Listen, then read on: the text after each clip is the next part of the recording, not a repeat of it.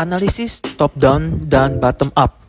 Analisis top-down dan bottom-up adalah dua pendekatan yang berbeda dalam proses pengambilan keputusan investasi, terutama dalam konteks analisis saham. Nah, kita akan bahas kedua analisis ini dan satu persatu akan kita bahas. Pertama, analisis top-down.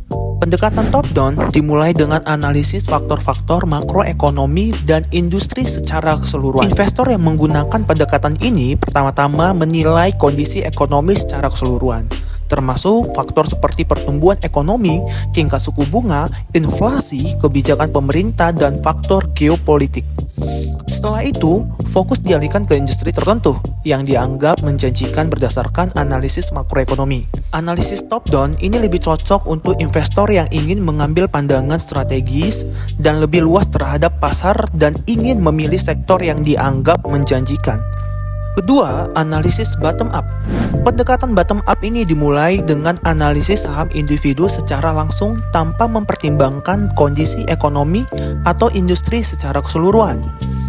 Investor yang menggunakan pendekatan ini memfokuskan perhatian pada fundamental saham, seperti laporan keuangan, manajemen perusahaan, produk dan layanan perusahaan, dan posisi kompetitif di pasar. Tujuan dari analisis bottom up adalah untuk menemukan saham-saham yang memiliki potensial pertumbuhan atau valuasi yang menarik berdasarkan kualitas dan prospek perusahaan itu sendiri. Analisis bottom up ini lebih cocok untuk investor yang fokus pada fundamental perusahaan dan menganalisis saham secara individual tanpa terlalu memperhatikan faktor-faktor eksternal. Baik analisis top down maupun bottom up memiliki kelebihan dan kekurangan, dan pemilihan pendekatan tergantung pada preferensi dan tujuan investor serta situasi pasar yang sedang dihadapi. Banyak investor menggunakan kombinasi dari kedua pendekatan ini untuk mencapai hasil yang optimal. Jadi kalian lebih kemana nih, analisis top down atau analisis bottom up? Yuk komen di bawah ya.